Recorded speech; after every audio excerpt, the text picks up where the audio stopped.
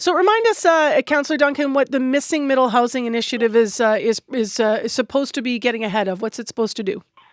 Well, traditionally in Winnipeg, we see single-family housing across a wide range of Winnipeg, and then we see large apartment blocks. This would address those duplexes, triplexes, the townhouses, even some of those smaller apartments. I mean, big living spaces, big vast properties aren't for everyone, and unfortunately, they just aren't affordable anymore. So we need to address this missing middle to ensure that everybody has an opportunity to own or rent.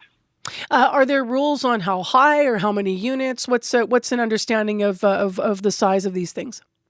Well, again, we just passed a zoning reform that saw as of right for 2, 3, and 4 units.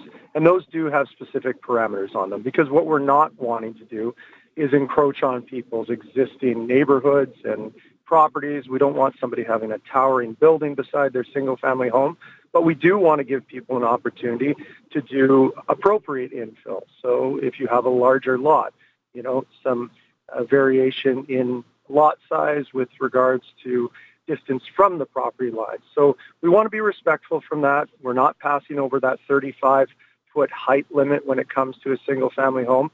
But you may see some residential properties, especially on our corridor, if we can get some of these multifamilies in, that are going to get up into that 6-story range. But I think it's appropriate in places like Portage Avenue, like St. Mary's, where it really works. Why those neighborhoods then? Why does it work there? You mentioned Portage Avenue and St. Mary's. Yeah, those are our main corridors. So when we're looking at developing an appropriate transit corridor, especially with mass transit here in Winnipeg as we evolve, and I know we've heard a lot from listeners of yours, listeners across Winnipeg that pay attention to city politics, that the system isn't perfect yet. We're working our way to get there, but ultimately we do need to move towards a more effective mass transit system. So where do we want housing? We want housing on these routes, which are these identified corridors. As the city moves towards a complete zoning reform for our city as a whole, we will address more corridors as they come along to have people living closer to these roadways. So again, Marcy, that we're not going into these established neighborhoods and putting big structures up beside single-family homes.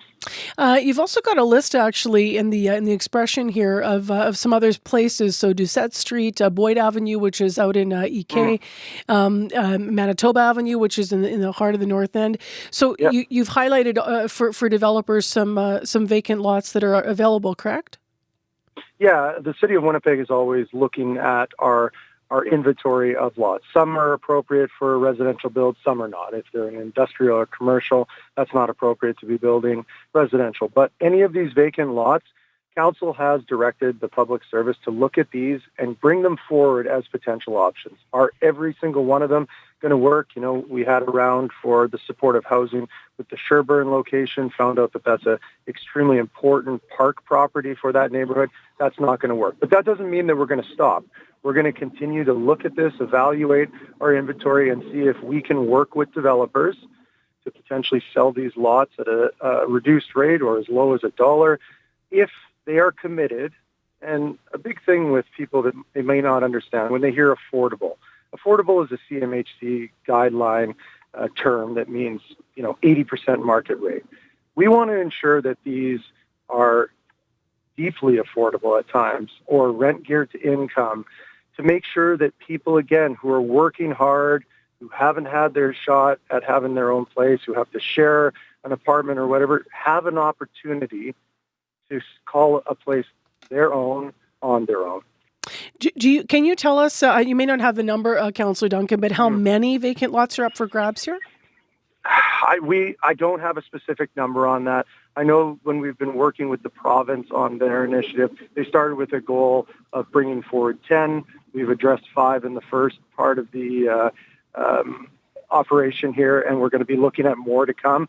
But the city, again, with our vacancy to vitality program that Council just passed before the end of 2025 there, we're also looking at some of these derelict properties that Council has now decided we've given those people long enough to get those in order, and the city's prepared to step in on those as well. And if we have to, we'll take those properties via tax ways or whatever we have to do, because these neighborhoods can't have derelict property sitting around. And those are excellent opportunities to, again, work with the development community to build more affordable housing. I just want to ask you, because you mentioned this a couple of times, you said that in this initiative, you're looking at a very specific kind of development, and you've made a point of saying that you have heard feedback and you're not looking at changing too much of the character of neighborhoods. You said the big, huge home is not for everyone and such. That can be problematic in a neighborhood.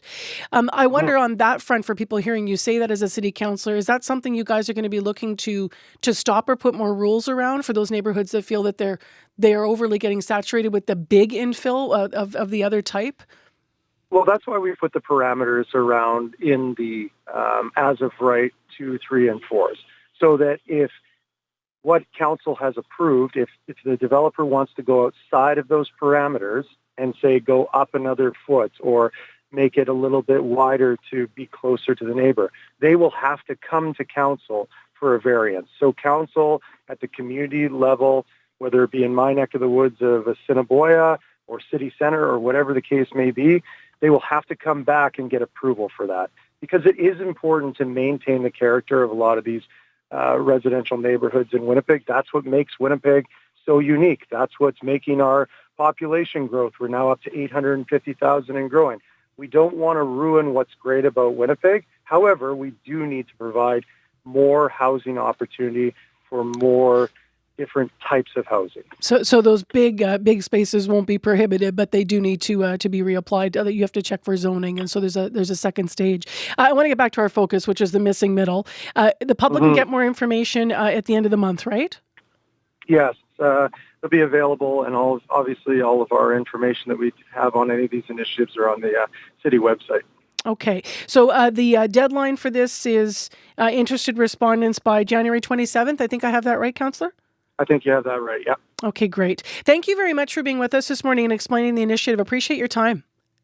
Yeah, thank you very much for having me. Have a great day and stay warm, everyone. So that is the Small Lots for Affordable Housing Information session. If you're interested, that's the January 27th that we're talking about. So that is, in fact, a session to learn more and not the deadline. I misspoke there, but it's from 1 to 3 o'clock. And you can, as the councillor said, check to the website, the winnipeg.ca site for more information. We've been talking to City Councillor Evan Duncan, Chair of the Standing Policy Committee on Property and Development. They're looking for developers, again, to build low-rise multi-unit homes on vacant city-owned lots. They've identified some of those lots. The expression of interest has gone out now. The deadline itself, though, is actually February 19th.